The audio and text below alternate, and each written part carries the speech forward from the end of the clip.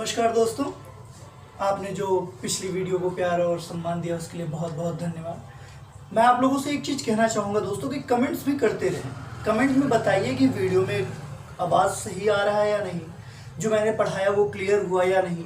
ये चीज़ें मेंशन करेंगे तभी मैं इम्प्रूव कर सकूँगा। कोई भी इंसान परिपूर्ण तो होता नहीं है दोस्तों।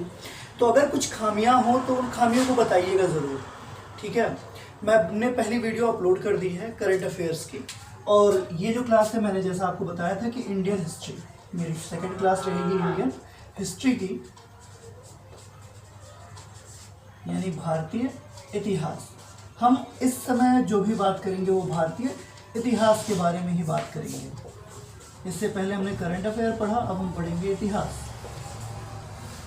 वैसे आज से पहले कई बार भी आप मतलब एग्जामिनेशन में लगे हुए हैं, रोज हर साल कंपटीशंस दे ही रहे हैं, हर बार कंपटीशन फेस कर रहे हैं, तो इतिहास अनभिज्ञ चीज़ तो है नहीं। तो इतिहास के बारे में जानना ज़रूरी है कि इतिहास है क्या, इतिहास हम कहते किसको हैं, इतिहास का अर्थ क्या है। दोस्तों ये जान लीजिए, इतिहास सबसे कठिन माना जाता है सभी जीएस में, यानी कि जीएस के जितने भी पैटर्न है उसमें सबसे कठिन टॉपिक होता है हमारा भारतीय इतिहास, सबसे कठिन सब्जेक्ट माना जाता है। पर आपको एक चीज़ बता दो दोस्तों, जितना आसान ये है इससे आसान और कुछ भी नहीं। करंट अफेयर्स में रोज चीज़ें जुड़नी हैं, वो बदलने वाला नहीं है।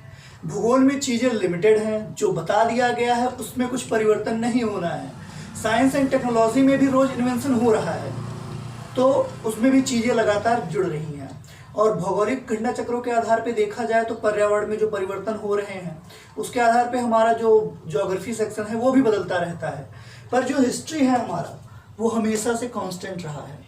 हिस्ट्री एक सीमित सब्जेक्ट है, पर इसको बना दिया गया है बहुत ब्रॉड। मैं आपको इसको अच्छे से समझने में पूरी सहायता करूंगा, जिससे आप एग्जामिनेशंस में इतिहास को एकदम आसान समझ के चलें। और इतिहास से अगर एक भी प्रश्न आए ना तो आप उसको बिना किए वापस ना आए। यानी कि कितना आसान से आसान और कितना टफ से टफ क्वेश्चन पूछना होगा हिस्ट्री से। मेरा दावा है कि मेरे वीडियोस देखने के बाद आप उन सभी प्रश्नों को सॉल्व कर पाएंगे। आपको ऐसा लगेगा कि आपने जो पाया है शायद इससे पहले किसी ने ना दिया हो। तो बात करते हैं दोस्तों इतिहास की। जैसा कि सभी जानते हैं कि इतिहास का जो उद्गम है वो दो शब्दों से मिलकर हुआ है। एक शब्द है इति और दूसरा हुआ है हास। इन दोनों के मिश्रण से ही बनता है हमारा इतिहास।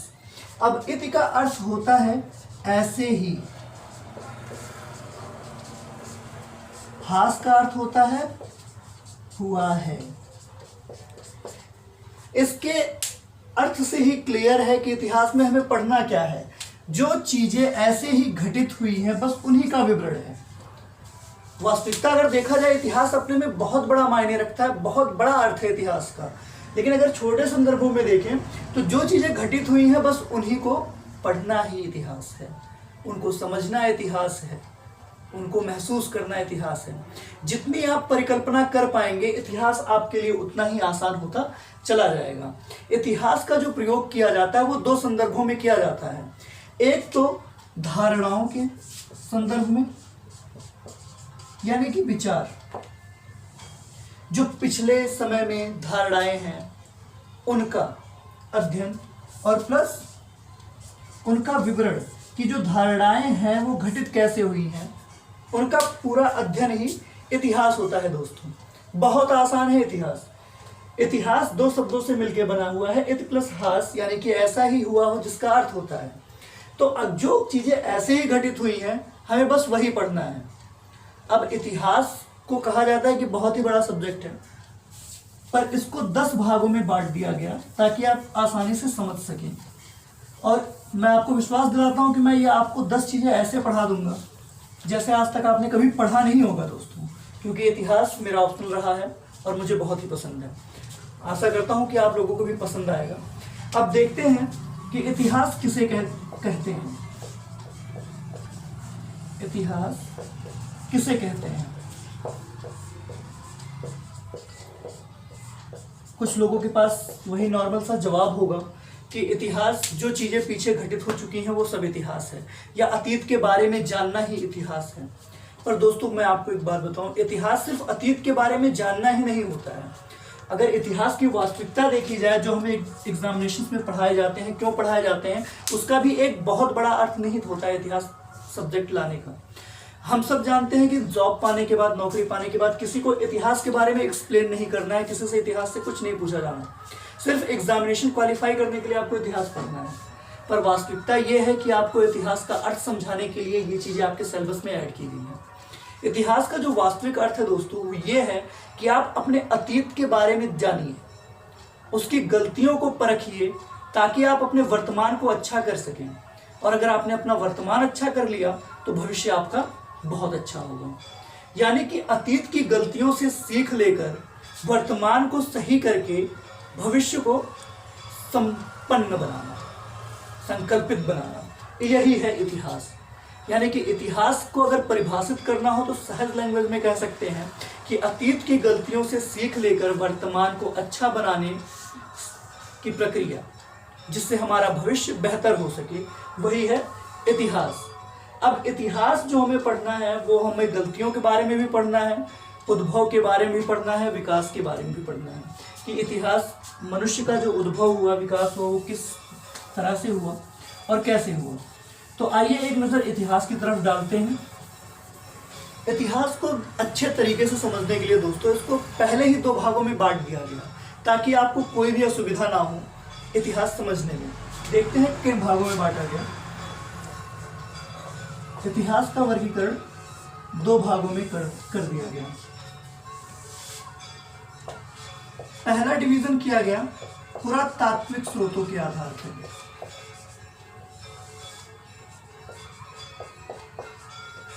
पहला जो वर्गीकरण किया गया वो पुरातात्विक स्रोत, और दूसरा वर्गीकरण किया गया साहित्यिक स्रोत। अब इन दोनों स्रोतों का अंतर क्या है? पुरातात्विक स्रोत वो स्रोत हैं जो हमें खुदाई के दौरान प्राप्त हुए, यानी कि कई वर्षों तक खुदाई चलती रही, उसमें से जो अवशेष निकले, उनसे जो स्रोत हमें मिले, उनके आधार पे इतिहास को डिफाइन करना, यही है हमारा पुरातात्विक स्रोत दोस्तों। और साहित्यिक स्रोत वो स्रोत है जिसके द्वारा हमें जो अतीत में घटित घटनाएं हुई हैं, उनका एक लिखित ब्यौरा प्राप्त होना है। उसी ब्यौरे के आधार पे हम इतिहास को परिभाषित करते हैं। यही है साहित्यिक स्रोत और यही पुरातात्विक स्रोत है। पुरातात्विक स्रोतों को समझने के लिए इसको 6 भागों में वर्गीकृत कर दिया गया कि 6 चीजें ही हमें पुरातात्विक स्रोतों के आधार पर इतिहास को समझने में हमारी मदद करेंगी। पहला तो जो अभिलेख मिले खुदाई में, खुदाई के दौरान जो अभिलेख मिले वो। दूसरी चीज है जो मुहरे मिली, जो सिक्के मिले, जो मूर्तियां मिली,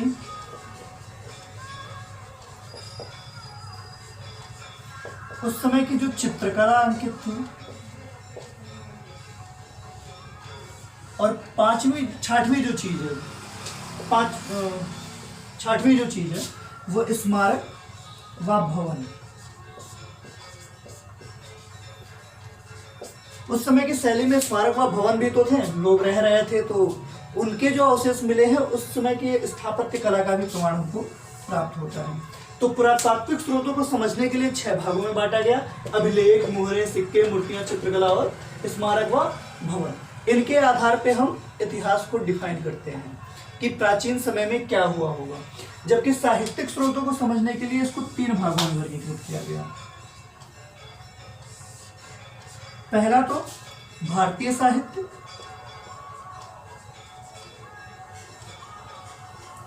यानी कि वो साहित्य जो भारत में लिखे गए। दूसरा विदेशी साहित्य,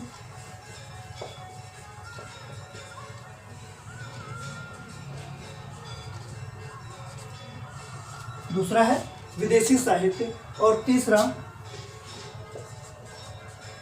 अवशेषी साहित्य। अवशेषी साहित्य क्या है? ये वो समस्त साहित्य है जो किसी अन्य देश से भारत के हस्तलिखित द्वारा प्राप्त हुए हैं, यानी कि लिखे तो भारत में गए हैं पर किसी कारणवश किसी अन्य देश में पहुंच गए हैं, तो अवशेषी साहित्यों के माध्यम से। अवशेषित साहित्यों का जिक्र तो नहीं होता है दोस्तों, पर सबसे अधिक जो जिक्र हुआ है वो भारतीय साहित्य और विदेशी साहित्य की बात हुई है। भारतीय साहित्य की बात की जाए तो भारतीय साहित्य को समझने के लिए इसको दोबारा फिर से 3 भागों में बांट दिया गया। 3 भागों में बांटने का सबसे बड़ा कारण ये था कि हमारे यहाँ जो है वो संस्कृति प्रधान देश हमेशा से रहा है, ऐसा मान्यता रही है। तो संस्कृति के आधार पर ये विवरण प्रस्तुत करने के लिए इसको 3 भागों में बांटा गया। पहला जो साहित्य था वो था हमारा ब्राह्मण साहित्य। दोस्तों नोट करते हुए चलेंगे तो चीज़ें आसान होती रहेंगी, क्योंकि जो मैं बता रहा हूँ वो कोई बताएगा नहीं, ये लिख के ले लीजिए आप। और ये जो मैं पढ़ाऊँगा इससे ऊपर कोई पढ़ा नहीं सकता आपको।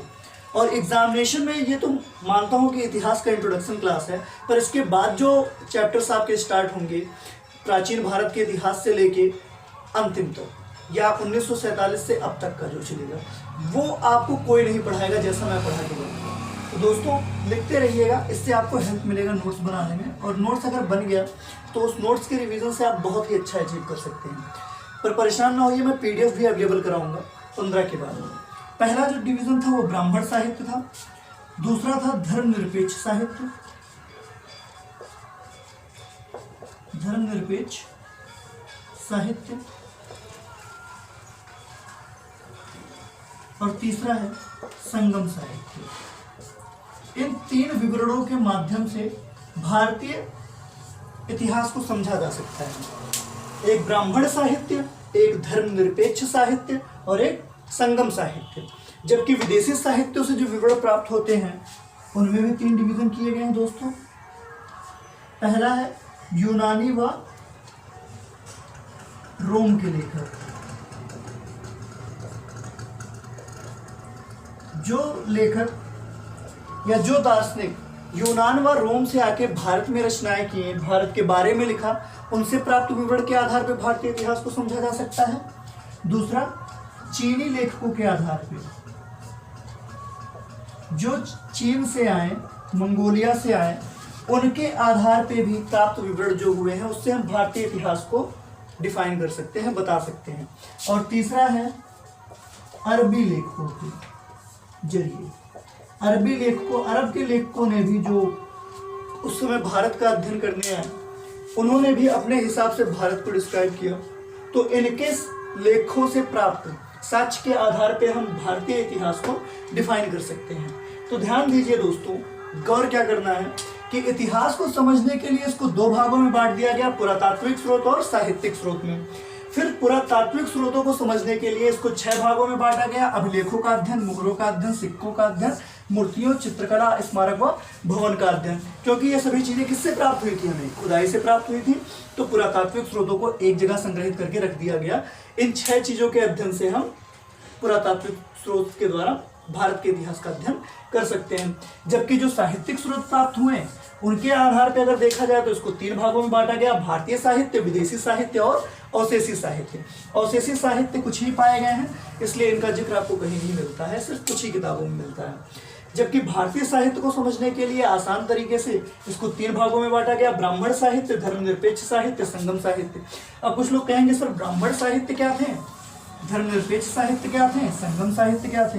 कुछ लोग ये भी कहेंगे सर यूनानी व रोम के लेखकों का क्या योगदान रहा, चीनी लेखकों का क्या योगदान रहा, अरबी लेखकों का क्या योगदान रहा। तो इन सबका जो भी योगदान है मैं वो अपनी अगली वीडियो में आपको अवेलेबल करा दूंगा।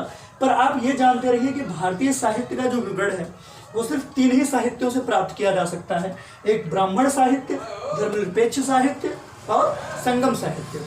अब ब्राह्मण साहित्य के अंतर्गत आपको 3 चीजें मिलेंगे।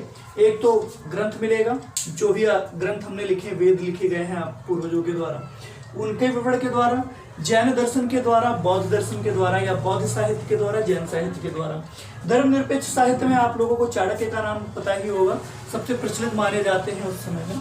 तो धर्मनिरपेक्ष साहित्य में कालिदास, चाणक्य जैसे रचनाकारों को रखा गया है, उनके लिखित साक्ष्यों के माध्यम से भारतीय इतिहास का आकलन कर सकते हैं, पढ़ सकते हैं। संगम साहित्य दक्षिण भारत में जो चीजें, जो लेखक लिख रहे थे, जो बातें वो प्रस्तुत कर रहे थे, उनके आधार पर संगम साहित्य की रचना के आधार पर भारतीय इतिहास को समझा जा सकता है। तो दोस्तों इन सब चीजों को आप नोट करते चलिएगा, क्योंकि ये आगे समझने में बहुत ही अच्छे लगेंगे। अगर आपका ये चीज क्लियर है तो मैं आपको गारंटी के साथ कहता हूँ कि कल की जो वीडियो होगी हिस्ट्री की, वो सबसे बेहतरीन वीडियो रहेगी, क्योंकि मैं सिर्फ कुछ ही समय में पूरा इतिहास आपके सामने रख दूंगा। तो मेरे साथ जुड़े रहिए, मेरे वीडियोस को लाइक करिए, शेयर करिए और मेरे चैनल को सब्सक्राइब करिए। जुड़े रहने के लिए बहुत बहुत धन्यवाद।